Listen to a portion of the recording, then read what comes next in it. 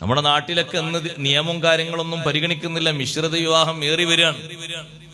മുസ്ലിം സഹോദരിമാർ അതിന് മുറവിളി കൂട്ടിയിട്ട് നിയമങ്ങൾക്ക് വേണ്ടി അങ്ങോട്ടും ഇങ്ങോട്ടും പാഞ്ഞുകൊണ്ടിരിക്കുക. അല്ലാഹു തആല കാത്തു രക്ഷിക്കട്ടെ.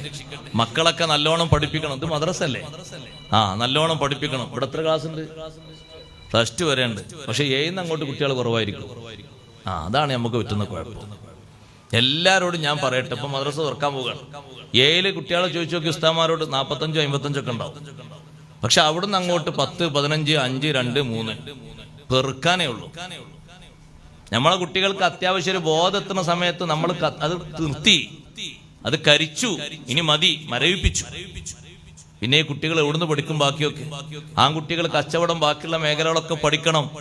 അതിന് 9, 10 ഒക്കെ പഠിക്കണം. ഇനി അങ്ങനെ പറഞ്ഞയക്കുന്നവർ തന്നെ പറഞ്ഞയച്ചാൽ അങ്ങനെ പറഞ്ഞയക്കും. 5-ന് വരും, 25-ന് പോകും. 20 മിനിറ്റ് ഒന്ന് ഒപ്പിടാൻ വേണ്ടി വരികയാണ്. അതുകൊണ്ടൊന്നും ഒരു കാര്യമില്ല കേട്ടോ. ഞാനത് തുറന്നു പറയാം. നിങ്ങൾക്ക് ഇഷ്ടായാലും വേണ്ടി ഇഷ്ടായാലും വേണ്ടില്ല, എനിക്ക് കുഴപ്പമൊന്നുമില്ല. എന്റെ പൊതുവെ നിലപാട് അങ്ങനെയാണ്. അതുകൊണ്ടൊന്നും ഒരു കാര്യമില്ല.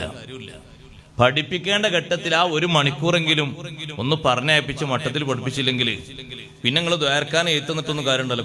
കുട്ടിന്റെ വൈക്ക് പോകും. അതിലൊന്നും ഒരു കാര്യം ഉണ്ടാവൂല.